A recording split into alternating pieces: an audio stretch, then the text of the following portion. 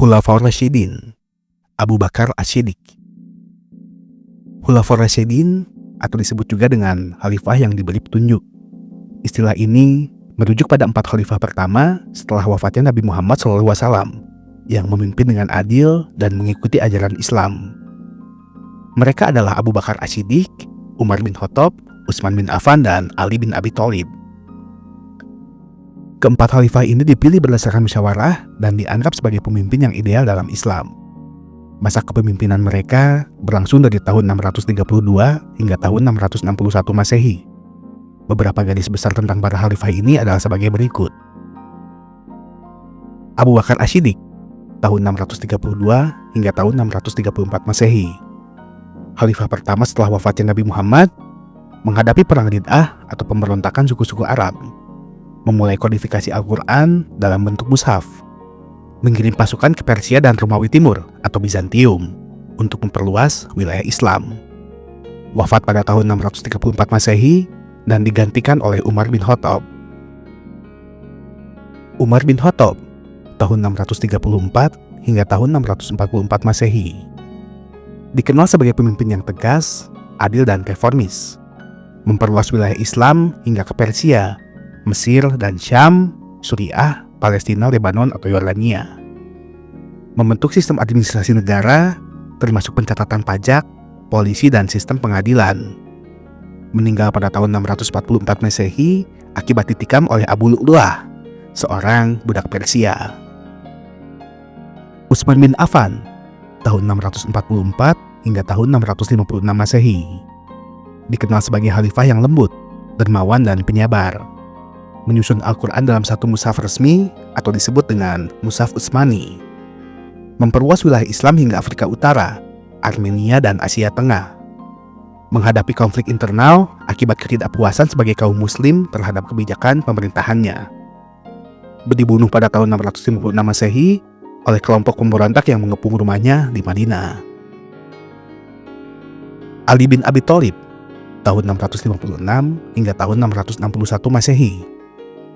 Sepupu sekaligus menantu Nabi Muhammad SAW, menghadapi berbagai fitnah dan peperangan saudara, termasuk Perang Jamal dan Perang Siffin. Memindahkan ibu kota kekhalifahan ke Kufah atau Irak. Dibunuh pada tahun 661 Masehi oleh Abdurrahman bin Muljam, seorang anggota sekte Khawarij.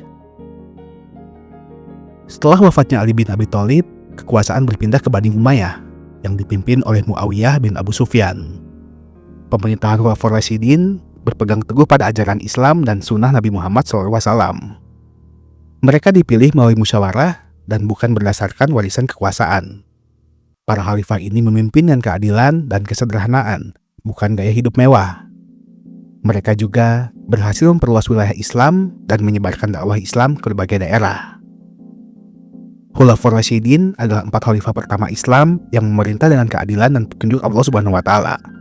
Mereka merupakan peran penting dalam menegakkan Islam, memperluas wilayah, dan membangun sistem pemerintahan yang stabil. Setelah era mereka, kekhalifahan berubah menjadi sistem dinasti, dimulai dengan dinasti Umayyah. Abu Bakar Asy-Shiddiq, tahun 632 hingga tahun 634 Masehi. Abdullah bin Abu Quhafah, atau dikenal sebagai Abu Bakar Asy-Shiddiq, lahir di Mekah sekitar tahun 573 Masehi dari Bani Taim, salah satu suku Quraisy. Beliau dikenal sebagai pedagang sukses, jujur, dan dihormati di kalangan masyarakat Quraisy. Abu Bakar bersahabat dengan Nabi Muhammad SAW sejak muda karena keduanya memiliki karakter yang sama, jujur, dan berbudi luhur. Ketika peristiwa Isra Mi'raj, ia mendapat gelar Asy-Shiddiq yang membenarkan, karena tidak ragu sedikit pun membenarkan kisah perjalanan Nabi ke langit. Kisah masuk Islam dan mendukung dakwah Nabi. Ketika Nabi Muhammad SAW menerima wahyu pertama dan mulai berdakwah, Abu Bakar adalah salah satu orang pertama yang mempercayainya. Tanpa ragu, ia mengucapkan syahadat dan langsung mendukung dakwah Islam. Abu Bakar juga berperan besar dalam menyebarkan Islam. Berkat ajakannya, beberapa sahabat besar masuk Islam, seperti Utsman bin Affan, Abdurrahman bin Auf, Sa'ad bin Abi Waqqas, Zubair bin Awam, dan Thalha bin Ubaidillah. Kisah membebaskan Bilal bin Rabah. Ketika Islam masih baru, kaum muslim mengalami penyiksaan dari kaum Quraisy. Salah satu yang paling menderita adalah Bilal bin Rabah, seorang budak yang masuk Islam.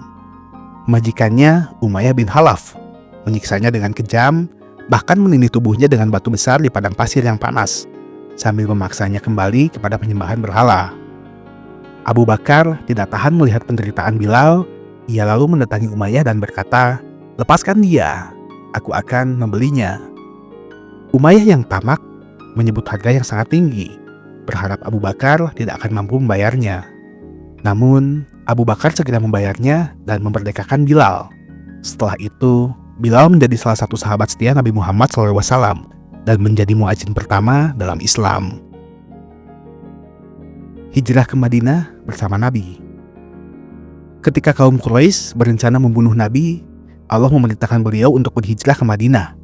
Abu Bakar menjadi satu-satunya sahabat yang menemani Nabi dalam perjalanan berbahaya ini. Saat dalam perjalanan, mereka bersembunyi di Gua Sur selama 3 hari untuk menghindari kejaran kaum Quraisy.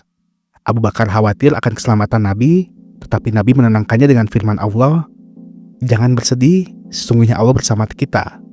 Quran Surat At-Taubah ayat 40. Dalam gua itu, Abu Bakar menunjukkan cintanya kepada Nabi dengan duduk di mulut gua untuk melindungi beliau. Bahkan ketika seekor ular berbisa menggigitnya, ia menahan sakitnya agar tidak membangunkan Nabi yang sedang beristirahat. Kesederhanaan sebagai khalifah. Setelah wafatnya Nabi Muhammad SAW, Abu Bakar diangkat menjadi khalifah pertama Islam. Meskipun menjadi pemimpin, ia tetap hidup sederhana. Suatu hari, seorang sahabat melihat Abu Bakar sedang berdagang di pasar. Mereka bertanya, "Wahai Khalifah, mengapa engkau berdagang sendiri? Bukankah sekarang engkau pemimpin kaum muslim?" Abu Bakar menjawab, "Jika aku tidak bekerja, bagaimana aku bisa memberi makan keluargaku?" Akhirnya para sahabat menetapkan gaji, meskipun gaji tersebut tidak besar untuk Abu Bakar dari Baitul Mal, tetapi ia tetap hidup sangat sederhana. Bahkan sebelum wafat, ia berwasiat agar seluruh gaji yang diterimanya dikembalikan ke Baitul Mal. Wafatnya Abu Bakar. Pada tahun 634 Masehi, Abu Bakar jatuh sakit. Ketika merasa ajalnya mendekat, ia memanggil para sahabat dan berkata, "Aku telah memilih Umar bin Khattab sebagai penggantiku.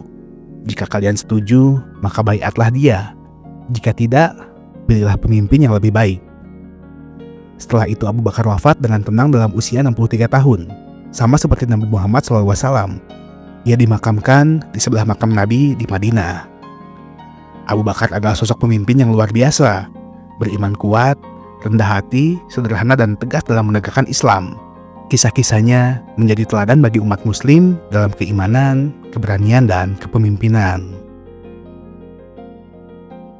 Itulah sebagian kecil dari sejarah akan Khulafaur Rasyidin dan Abu Bakar As-Siddiq.